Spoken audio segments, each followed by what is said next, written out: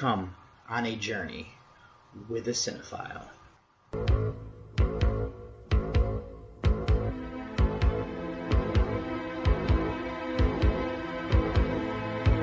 Wake up, sucker. We're thieves and we're bad guys. That's exactly what we are.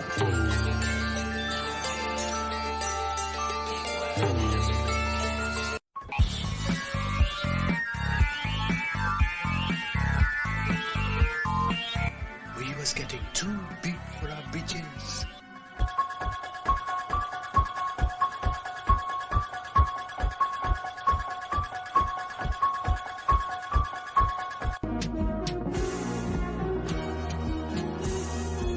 What an excellent day for an exorcism.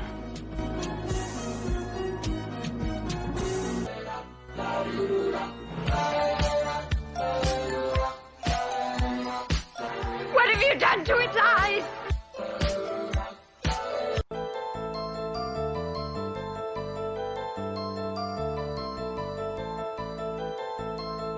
I said, I'm not gonna hurt you. I'm just gonna bash your brains in.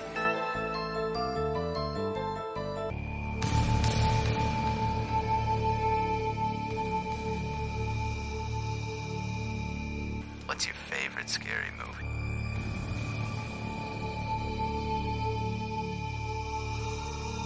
Pretty well, little brother. Pretty well.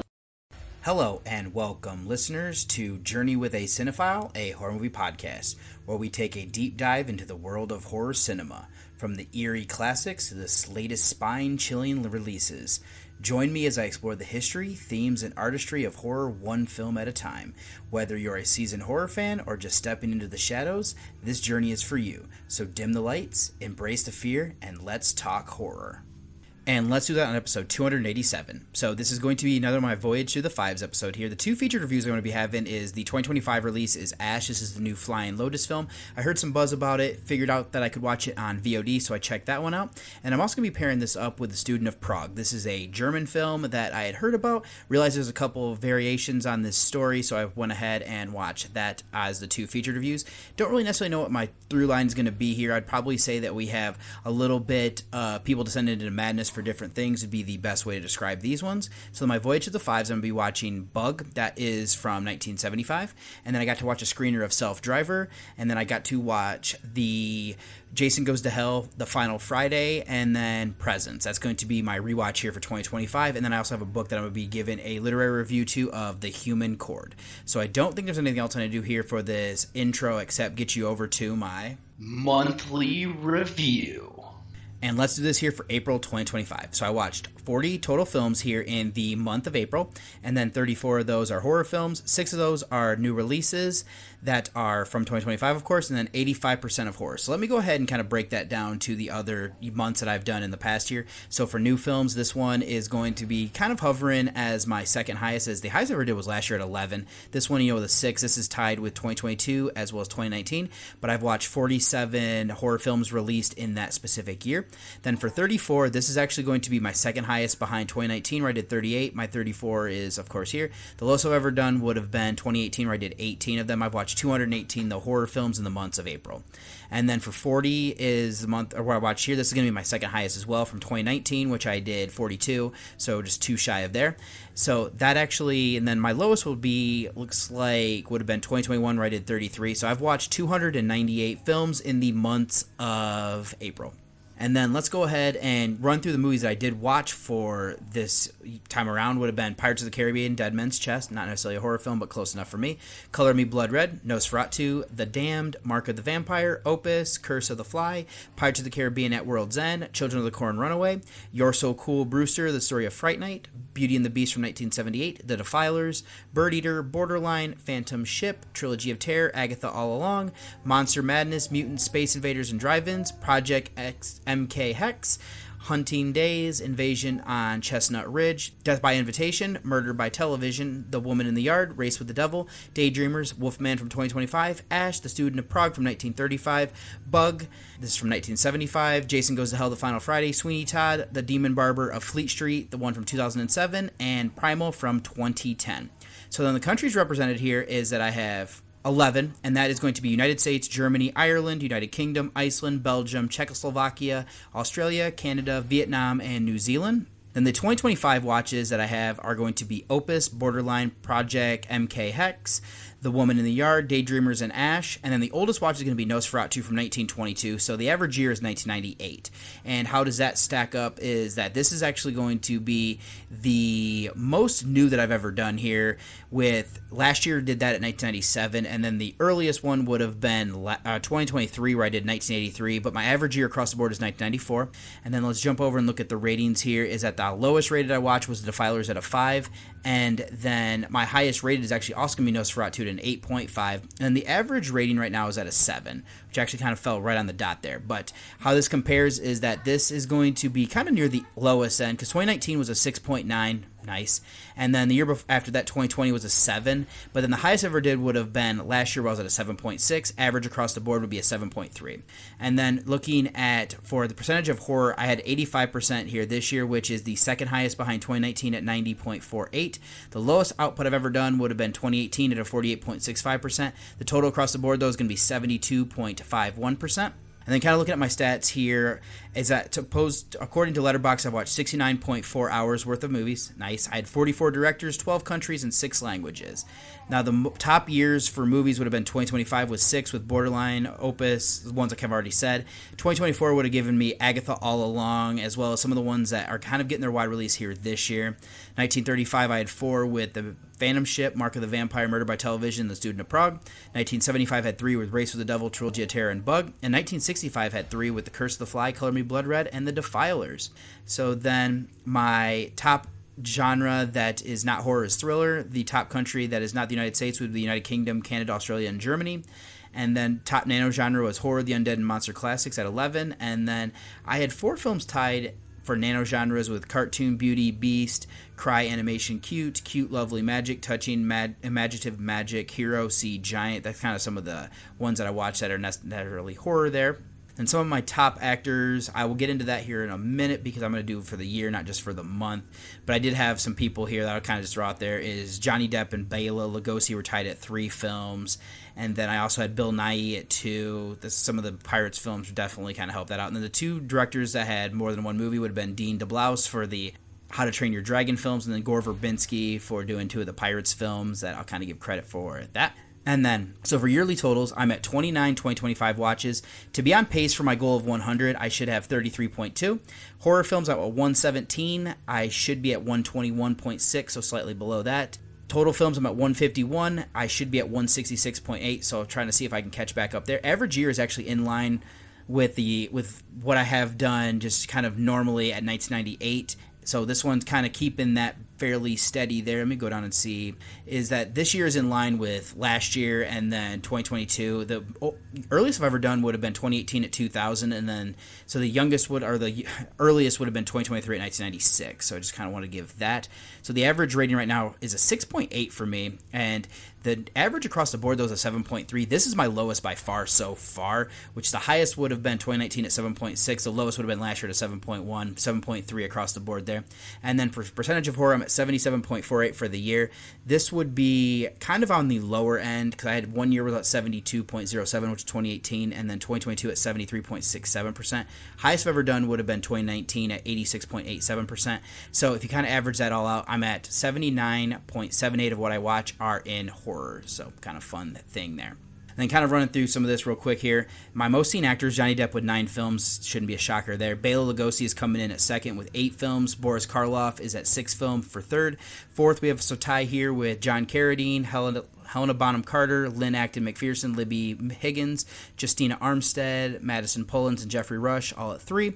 And then people tied for 11th with 2 films are going to be Christopher Lee, Deep Roy, Matthew J. McCarthy, Rupert Friend, Lester Matthews, Valerie Hobson, John Lithgow, Jeanette McDonald, Jack Quaid, Kevin Van Heintenrich, Beverly Bonner, Peter Lorre, Colin Clive, Henry Kolker, Francis Drake, Robert Englund, Lisa Wilcox, Nicholas Melly, Danny Hassel, Joe Couric, Haley Lynn Rose, Tim Dorsey, Michael Carino, Samira Nelson, Josina Bollock, Sigourney Weaver, and Darling, Flying Lotus, Bill Nighy, and Naomi Harris. So for most scene directors so far this year, Seth Breedlove with 4 films at first, and then tied for second is William Butler and Tim Burton at 3 films, and then tied for fourth with 2 is going to be Thomas Edward Seymour, Frank Henenlotter, J.R. Bookwalter, Flying Lotus, Jeff Herberger, and Gore Verbinski. And then I just wanted to do one last thing here. It's going to take me a second. Just to give you some of the other things is that I have watched 236.7 hours worth of movies here in 2025. And I just wanted to give this that my highest average thing I've watched is going to be Spider-Man Into the Spider-Verse, which is also the most popular. The lowest average is still Leprechaun Origins. Most obscure is still Revenge of the Boogeyman. The newest is Project MK Hex. The oldest for the year so far is Nosferatu. The longest is Agatha All Along. And the shortest is a short film of Hard Truths. That's all I have here for this intro and my monthly review. So let me go ahead and say thank you so much for listening. And I hope you enjoy coming on this journey with me. Pod Nation TV has you beamed up with Out of This World award-winning podcast, found exclusively on Pod Nation TV. Download Pod Nation TV for Roku and Fire TV. Pod Nation TV, Out of This World. And for my first mini review here is going to be Bug from 1975, my Voyage to the Fives rewatch. This is directed by Jeanette Swark, I believe that's how I might say that. But this is written between William Castle, that William Castle, and Thomas Page. This is starring Bradford Dillman, Joanna Miles, and Richard Gilliand, something like that. But this is a horror mystery sci-fi thriller film. I know it's based off a book as well. That was another thing. I think Thomas Page wrote the book on top of that. But this movie here is from the United States, currently sitting on a 5.2 on IMDb. And a 2.8 on Letterboxd, or Snops being. An earthquake releases a strain of mutant cockroaches with the ability to start fires, which cause destructive chaos in a small town. A scientist conducts studies that reveal an intent with far-reaching consequences. So this is a film that I learned about when I was reading through the Horror Show Guide Encyclopedia. Since then, I do believe it was covered on a podcast, which I'm a fan of. I think it might have been the 22 Shots of Moods in Horror. So this is one I saw years ago. I remember enjoying parts of it and having issues with others. I was curious how a second watch would sit, as this is now, like I said, Voyage to the Fives rewatch. So I want to start with that this doesn't waste any time getting into it. We meet most of our main cast early on, and early enough at least, this earthquake hits, releasing these deadly insects. What I like most is that this is a small town, is on fire because of this earthquake.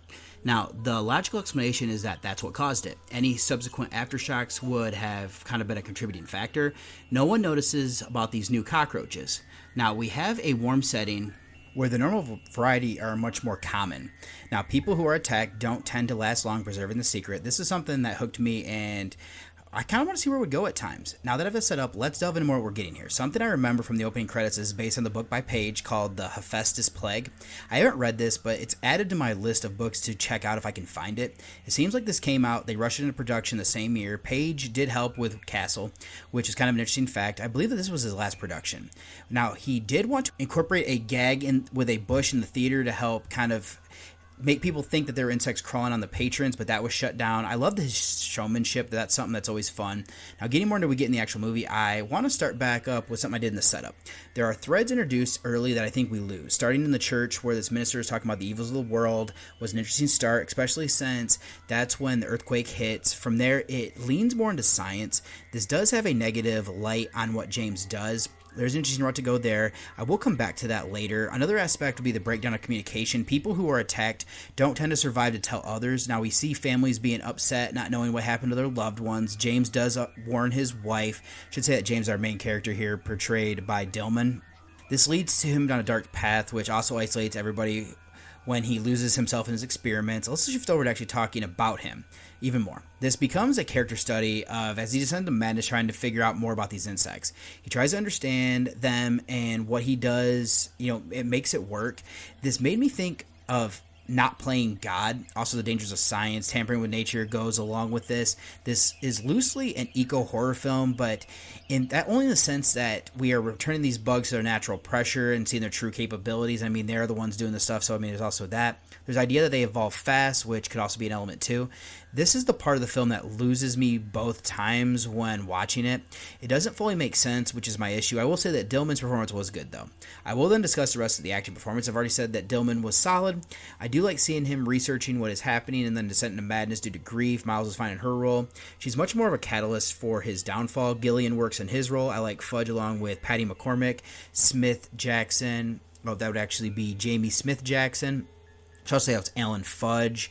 Trying to see if I've anybody I missed here. No. But then we also have Jesse Vint, and the rest of the cast kind of rounds out for what's needed.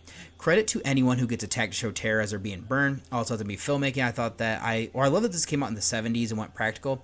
I'm guessing they used real cockroaches. They were probably little things altered as needed. My only issue there is things later in the film. My guess is that this isn't real. If it is, it's comical. The framing and cinematography were also good to bring things to life, something I have a soft spot for in the soundtrack. Now, they go synth-sounding music, which works for me. It adds such an eerie vibe. So in conclusion, this is a film that I enjoyed the first time and held up with my rewatch.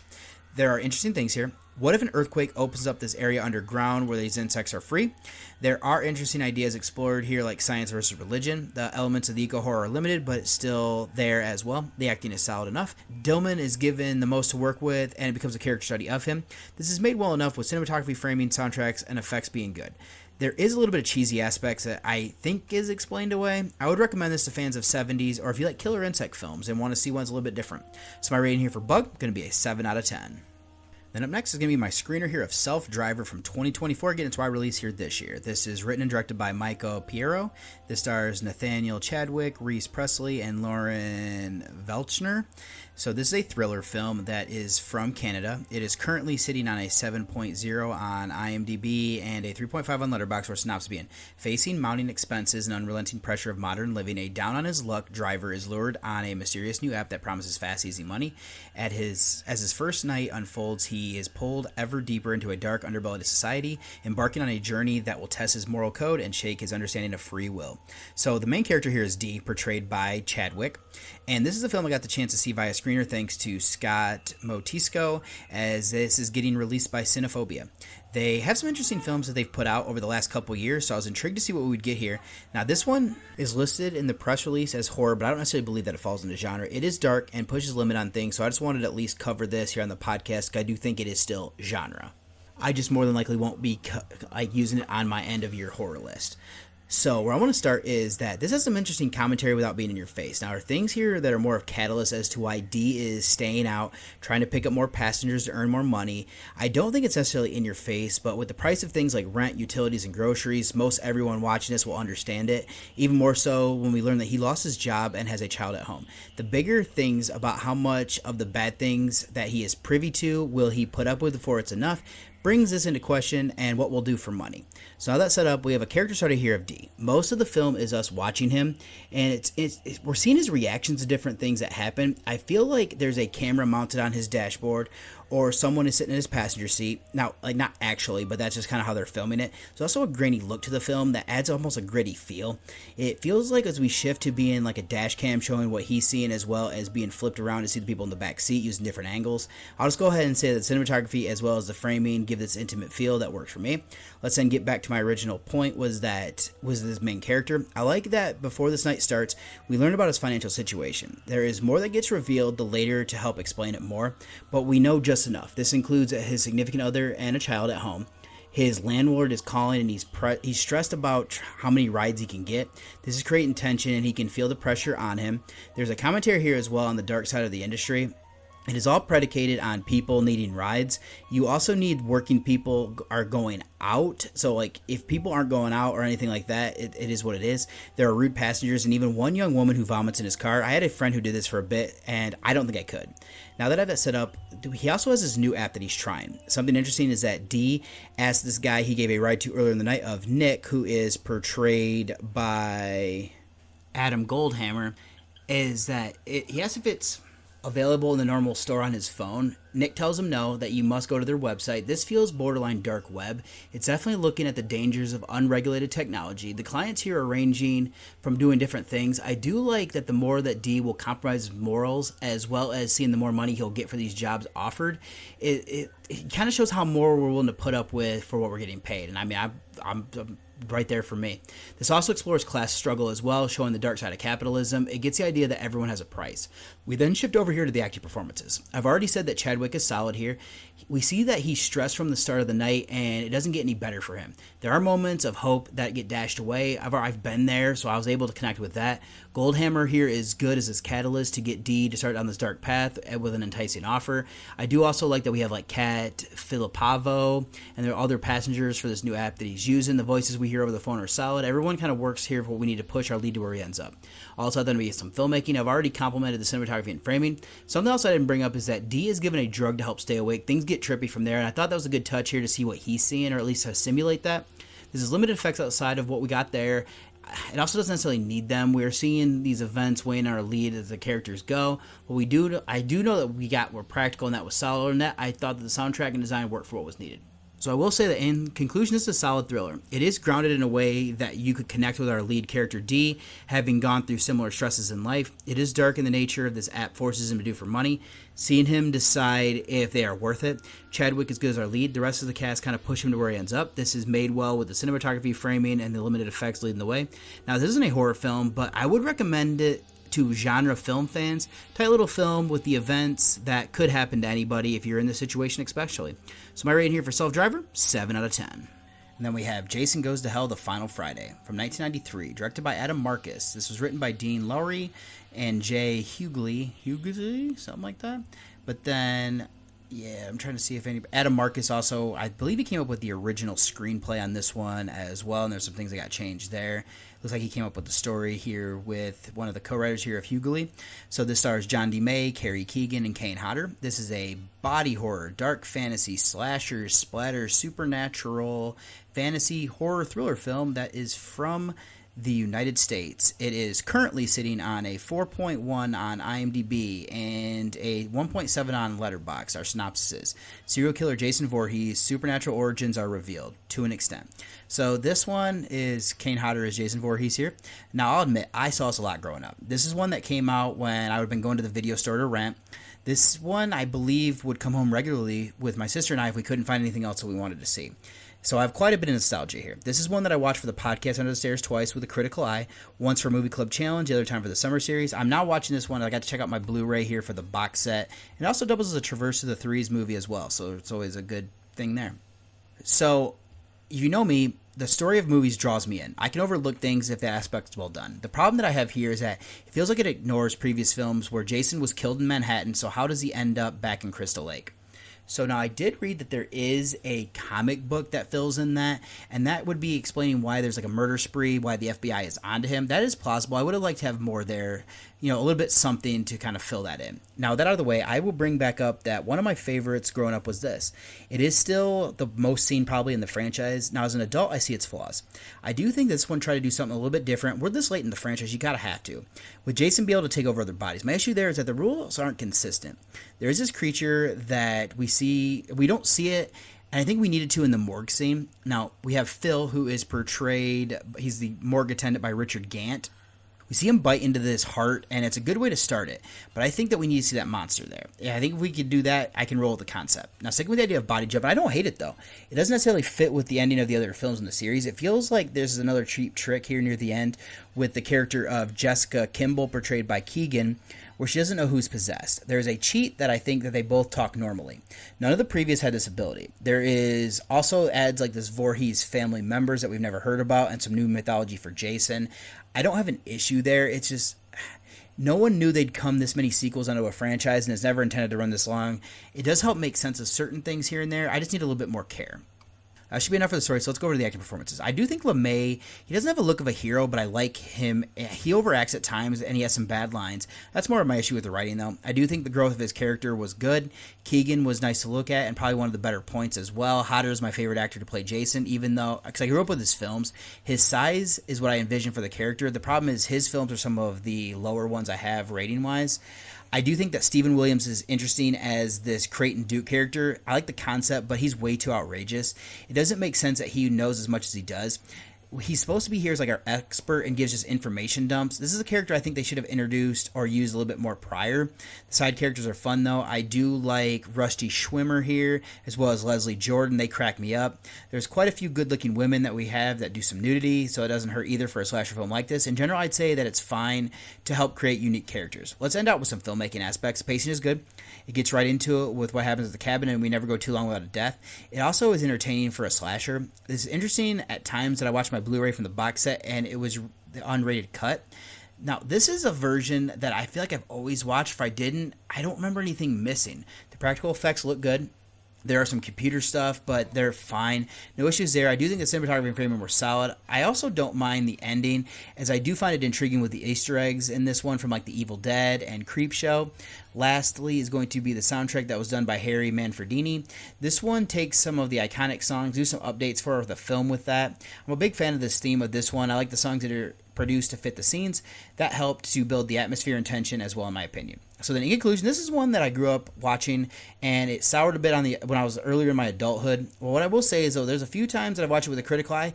I think there's some good and bad parts. I like trying something new with a franchise this long running. There's some story elements missing that could come together better. We get some interesting kills. The practical effects, cinematography, and framing were good there. I also like the soundtrack, even though it falls short of the other ones in the series.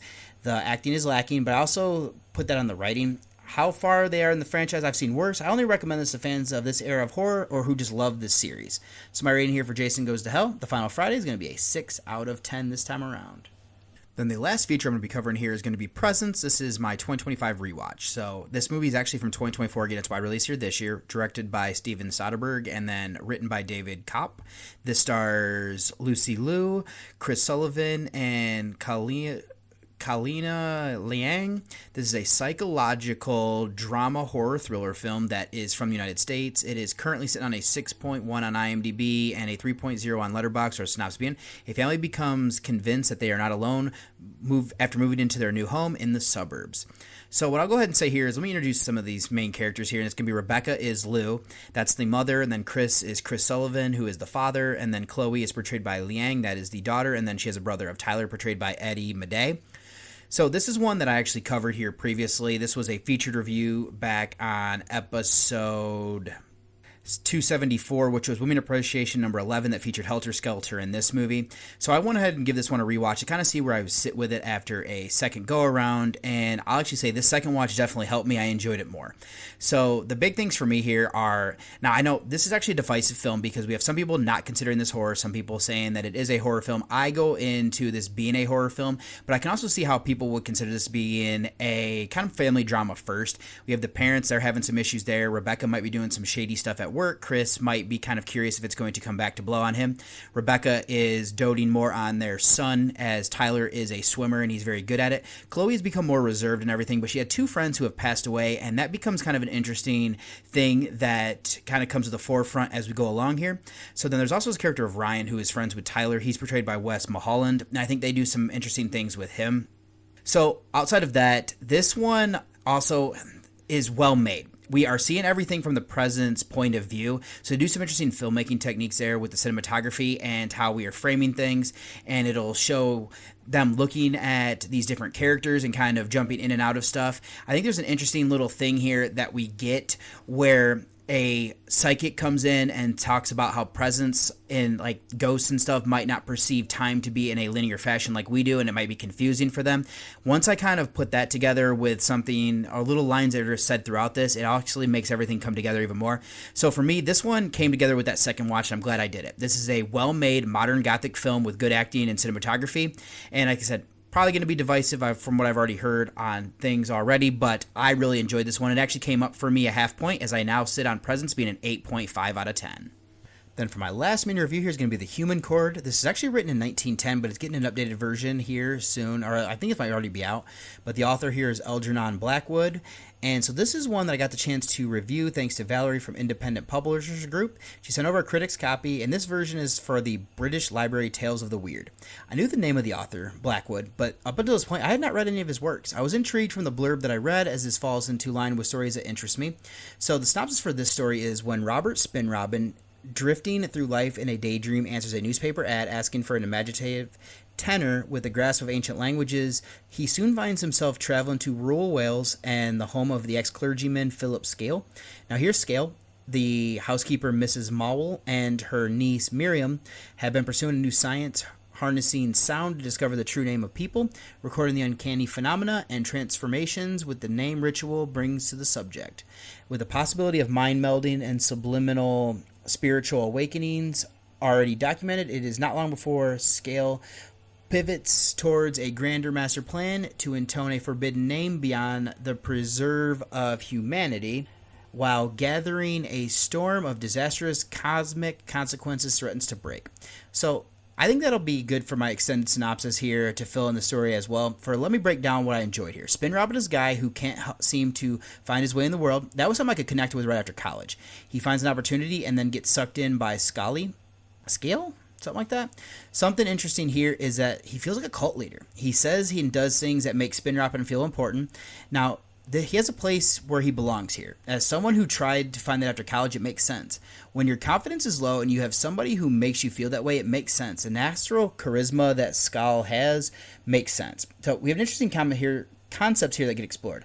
I read things here and there about how if you heard the true voice of God, that humans wouldn't be able to handle it. That explains why angels come to speak to people. And there's also something with like Lord of the Rings books about how people cannot say certain names.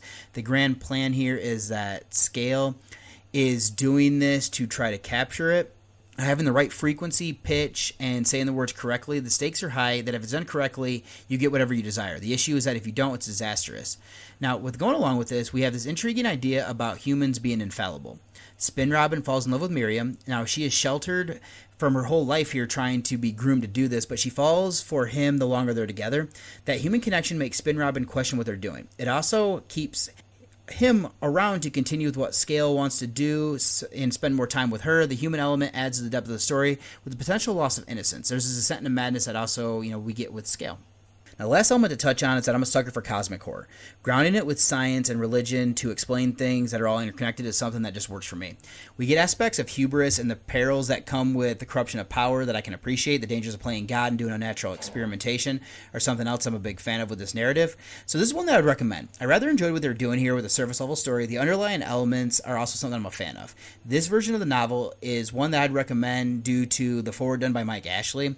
He brought up some interesting things to help set the stage, as well as some background information about Blackwood that helped me deeply appreciate the story, as well as kind of make sense of some of the characters and who they might have been based on real people in real life. So for my rating here for The Human Chord, going to be 8 out of 10. This should be hitting wherever you find books here soon, so keep an eye out if it's interesting. So then that's all I have here for mini reviews. Let me go ahead and get you over to give me over to the trailer of the first featured review. It's your fault.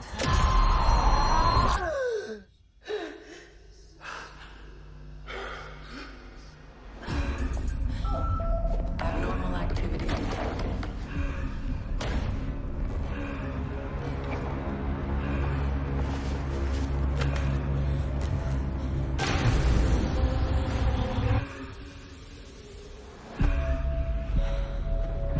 Where am I? Who am I?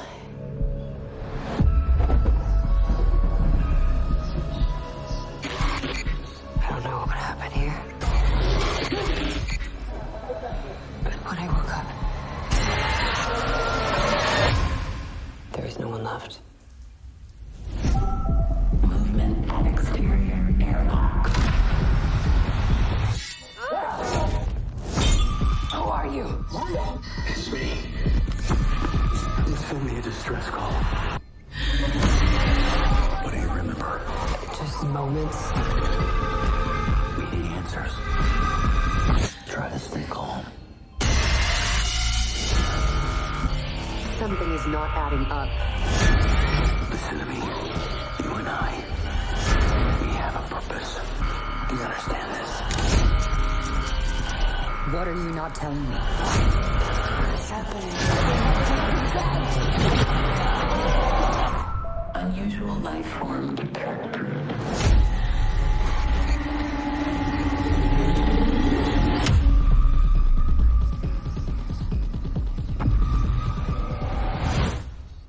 And for my first feature review here is going to be Ash. This is from 2025, directed by Flying Lotus and written by Johnny Remler. This stars Isa Gonzalez, Aaron Paul, and Iko Uwais, while also featuring the likes here of Kate Elliott, Benu Koli. Flying Lotus also appears in this, and there's Andrew B. Miller. This is an alien invasion, monster, psychological, space, sci-fi, survival, horror thriller film that is from the United States. It is currently sitting on a 4.7 on IMDb and a 2.5 on Letterboxd, or Synopsis being. A woman wakes up on a distant planet and finds the crew of her space station viciously killed. Her investigation into what happened sets in motion a terrifying chain of events. So this one popped onto my radar due to seeing other ones from our director here of Lotus. Earlier this year, I saw a film of Kuzo. This one came to the theater that I'm a member at, but due to my newborn, I couldn't make it go out to see it there. Now this is on VOD. I decided to check this out as a 2025 release here for the podcast. I knew a little about what we'd be getting here, but I tried to come to this one as fresh as possible outside of that. So then let's get into some feature notes here and start with our director here of Flying Lotus. He's been brought up earlier, like I said, with Kuzo. I'm now at 3 of 4 of his features for 75%. Everything he's done is in genre as well. Now there's 2 assistant directors, and first is Guy Campbell. He's worked on some interesting films. He's done 16 features and 2 shorts. Not horror is Hobbit, An Unexpected Journey, The Great Raid, and the genre film Guns Akimbo that I've seen. Has 4 in horror. I've seen them with like Megan, Krampus, this, and Sweetheart. Now the other person is Terry Kilmartin. She's done 3 films. I've seen 2. Not horror. She did the Chronicles of Narnia, The Lion, the Witch, and the Wardrobe. This is her first in genre. Then to our writer of Remler. This is their feature film debut. Then over to the cast. Gonzalez is our lead. She's been in 25 films, and I've seen 3. Not horror was Hobbs and Shaw. She was also in Godzilla vs. Kong, which I put kaiju films pretty much into the genre. Now this is her only true horror film. Next is Paul. He's been in 40 films and 8 shorts. I've seen 5. Not horror. He was in Need for Speed, Van Wilder, and Whatever It Takes. Has 6 in genre. I've seen this and Last House on the Left remake. Has 3 that are out there that I have not yet, which would be Black Mirror, Beyond the Sea, Welcome Home, and Wreckage. He also has an upcoming film called Night House, or The Night House. Last is Uwais. He has been in 19 films. I've seen 2. I've seen Star Wars The Force Awakens. This is their first and only film in horror. So we start this off with some vivid images that are violent. There are also people blaming somebody for what happened. This is where we meet our lead character of Raya, portrayed by Gonzalez. There is blood all over the floor and she finds bodies. There was a massacre here. She then gets into a spacesuit, leaves the compound, goes across a canyon where she sees somebody mimicking her wave. There's also this weird and bright, surreal circle of lights above her. It's from there that we fill in the backstory. Raya puts on a medical circle on her neck, almost like a nicotine patch, since she has a migraine. This helps her to remember that she was part of a team terraforming this planet, and it sounds like there's been a bunch of these different teams going to different planets. Idy, portrayed by Uwais, was the captain. There's Clark, portrayed by Elliot. There's also Kevin, portrayed by Coley. And Davis, portrayed by Lotus. I get the idea that Raya was a botanist. She's actually going to be the first person to step out onto planet. Now, there's another member of their team that's in orbit above them in their ship of Byron, portrayed by Paul. So their time here is limited. The air isn't fully breathable, and because Raya she's causing her to hallucinate when she's breathing without an apparatus on.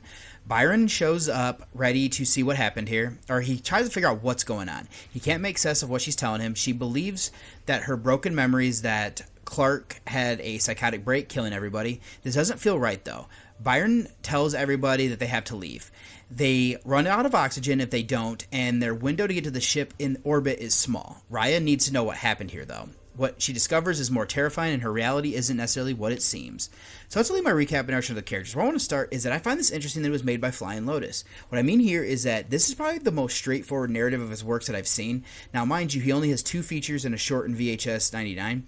Ozzy's Dungeon, that short from there was his, and that one's kind of in the vein of this, but there's...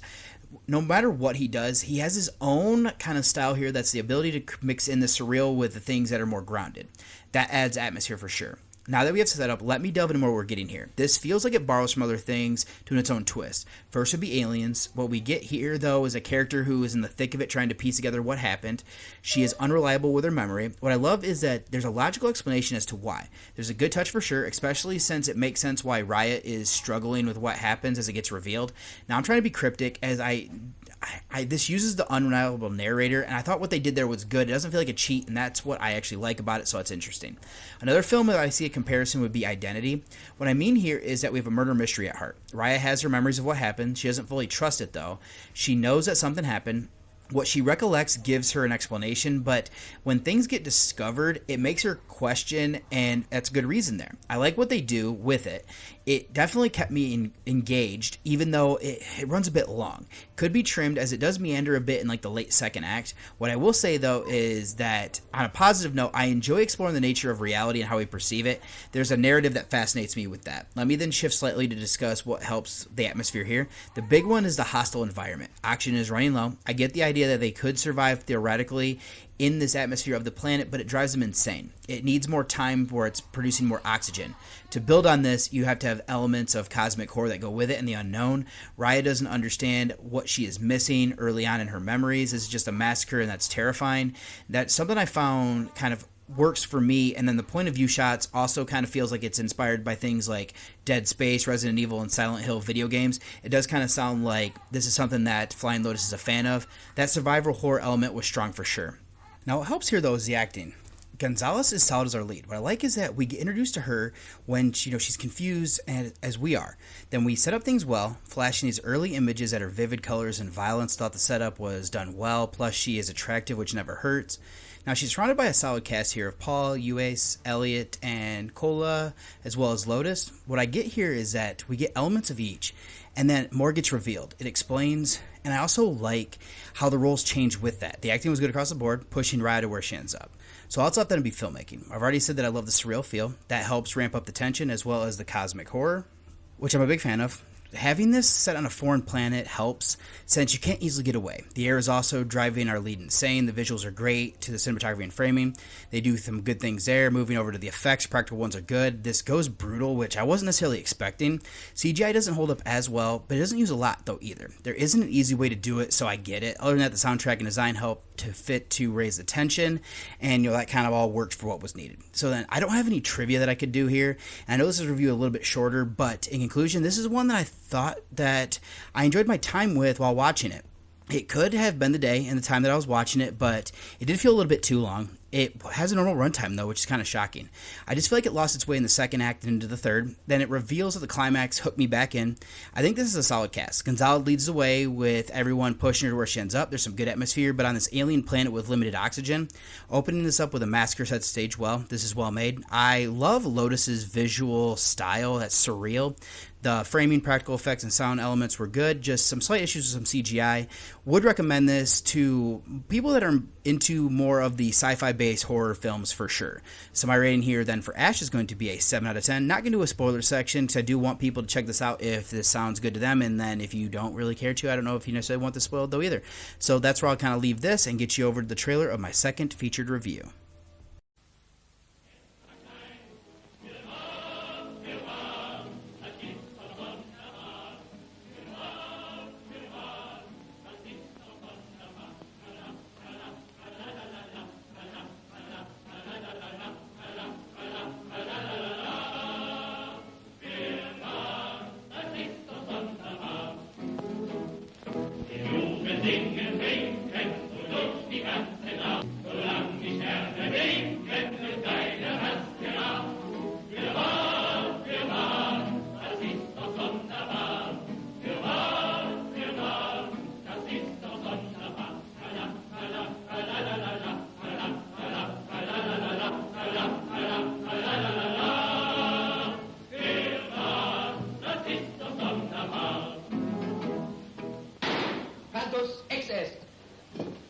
Wo bleibt das Geburtstagskind?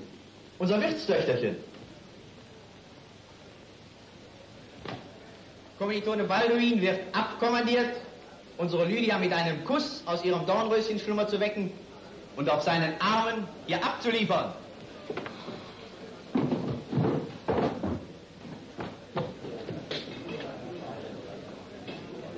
Ihre Nichte lässt auf sich warten. Darf ich? Danke.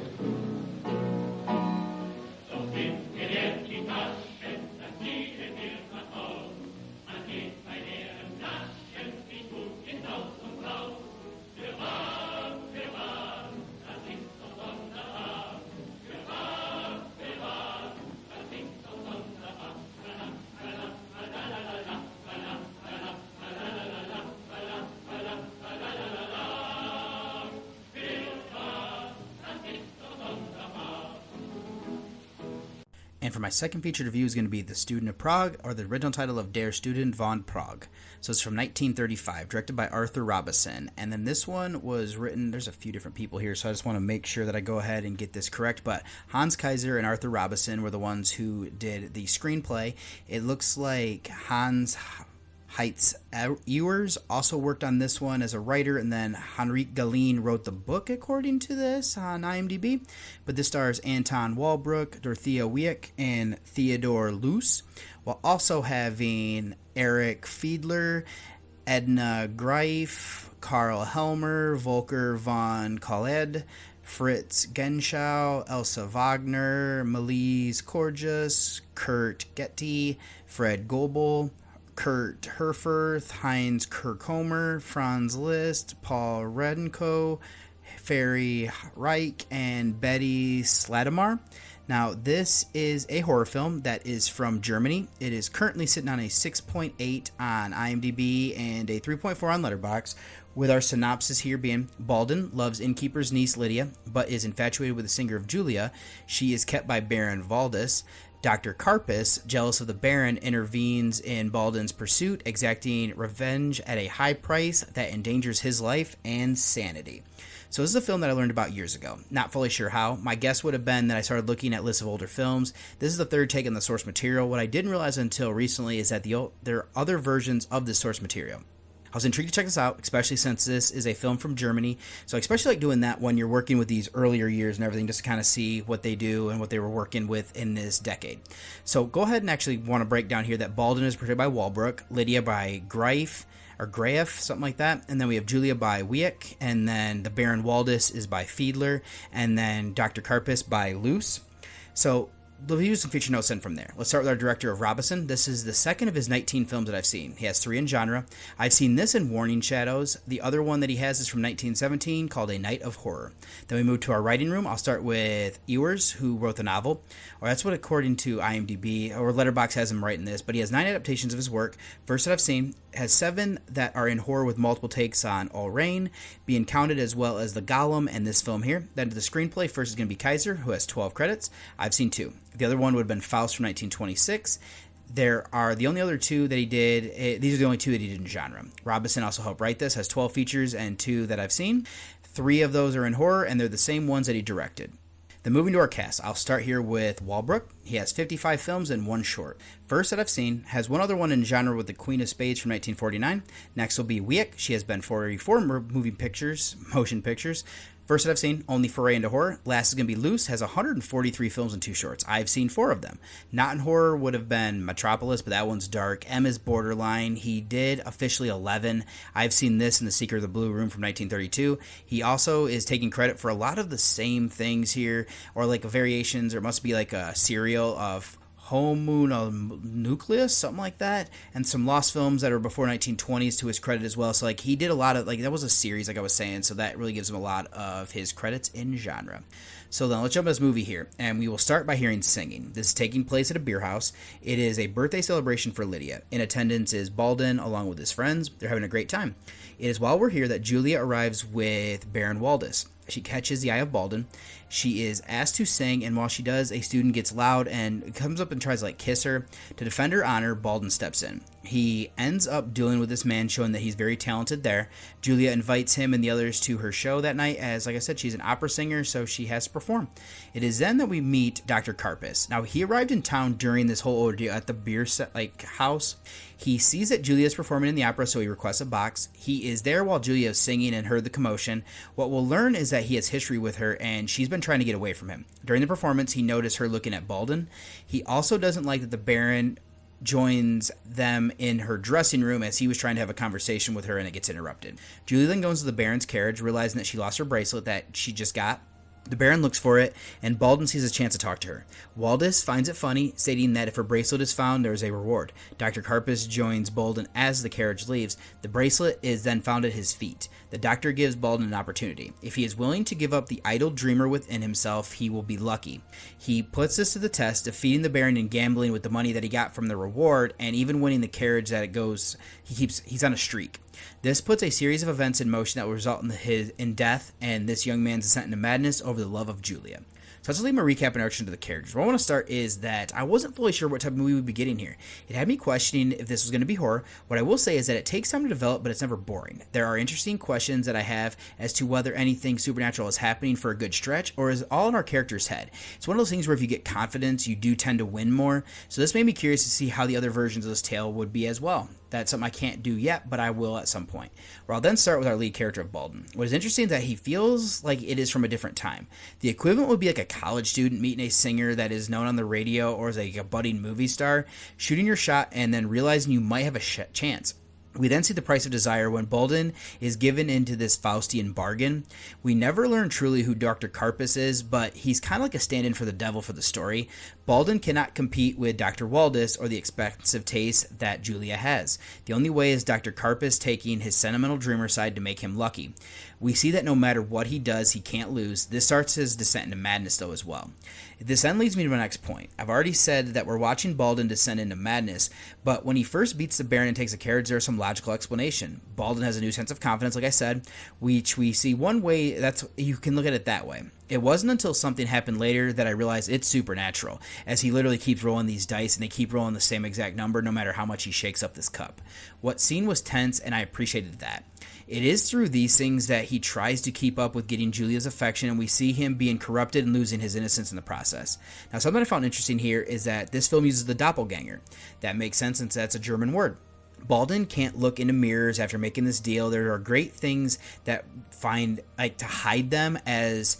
So I did like what they were doing there, because there's one moment where he starts to walk towards one and then like a wind blows through a window and it makes the curtain go over it. Now I know that you're seeing your double as a bad omen. Baldwin starts to see him and that contributes to his madness.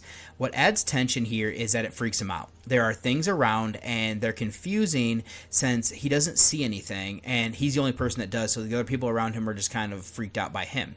That is something that gets under my skin and it's used effectively here. This is another way of exploring the concept of losing innocence as well, with this menacing figure following you as you try to free yourself. So that should be good for the story. Let's go over to the acting. At the heart of this is a character study of Baldwin. Thought that Walbrook was great here. He plays his role cool at first. It does get deeper he goes, and the deal that becomes manic, I thought that was great. Wieck works as his object of his desire. She isn't given much to work with, but it's more of like her singing, and then we know she's talented. Luce was good as this menacing figure who gives Baldwin what he wants. That's the start of the madness there. Fiedler works as his rich man who is the catalyst for Baldwin to make this deal. Grafe was fine in this role, she truly loves Baldwin, but there is that chase for Julia, so that's what kind of sways him from her. The rest of the cast around the software was needed. All that's left then would be filmmaking. And I have like one piece of trivia. Despite how early into cinema, I thought this did some good things. The best part of the cinematography and framing, showing this doppelganger, was great. There are times that we see it and he doesn't.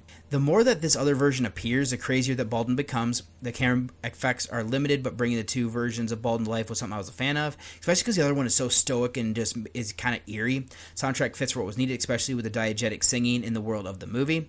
And that one piece of trivia that I was telling you about, this is the first feature film to be shown on British television by the BBC on August 14th, 1938. So in conclusion, this is one that I was intrigued to check out, and I'm glad that I did. This isn't an original story for the major elements. At the heart of this, it is borrowing from Faust. What I like here, though, is that it's a modern take on that tale. The acting is good, especially from Walbrook and Luce. The rest of the cast push Baldwin to where he ends up. The cinematography and framing were also solid. This is well made. I do like the ideas and concepts that are explored. This is one that might not be seen as much since it's a foreign film from the 1930s, but I'd recommend this if you're a fan of this era of filmmaking, because I think this, like I said, does some good things to set itself apart. So my rating here after this watch of The Student of Prague from 1935 is going to be a 7.5 out of 10. Not going to do a spoiler section. Don't necessarily think I need to do anything there. So let me go ahead, though, and get you over to one last break before I close out the show.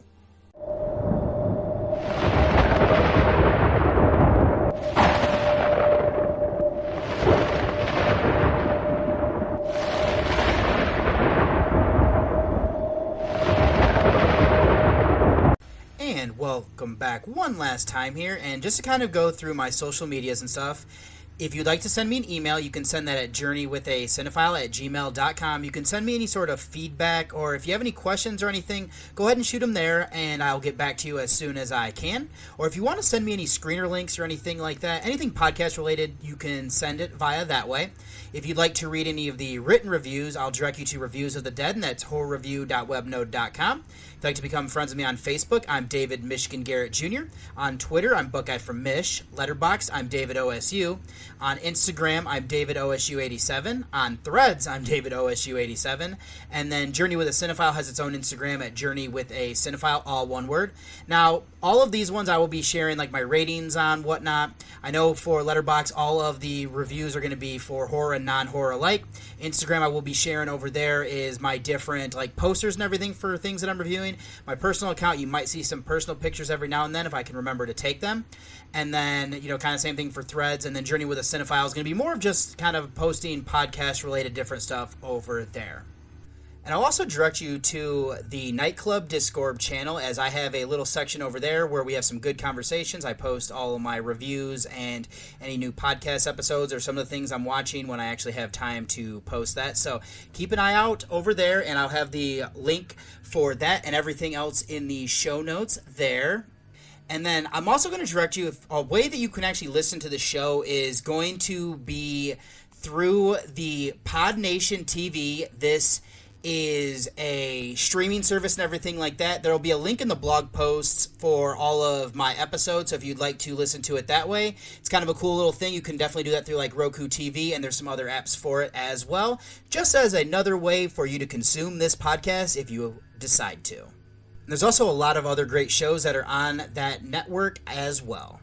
And for my next episode is going to be another of my Voyage of the Fives here. For 288 is going to be, the featured reviews are going to be The Crime of Dr. Crespi. This is one that I end up figuring out from 1935, and I'm going to be pairing this up with, now that I see that Death of a Unicorn is on VOD, I wanted to go ahead and check that out. Now my rewatch from the 1975, so my Voyage to the Fives rewatch is going to be The Stuff. I'm going to give a rewatch to Drained. This is a 2025 release, and then I'll have more mini reviews in there that I'll kind of snook in and figure out what I'll watch from there.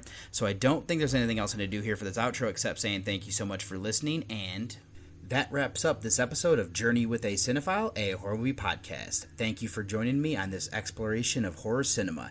If you enjoyed the show, be sure to subscribe, leave a review, and follow along for more deep dives into the macabre. Until next time, keep watching horror, and remember, fear is just a frame away. It had been a wonderful evening, and what I needed now to give it the perfect ending. You okay, buddy bear?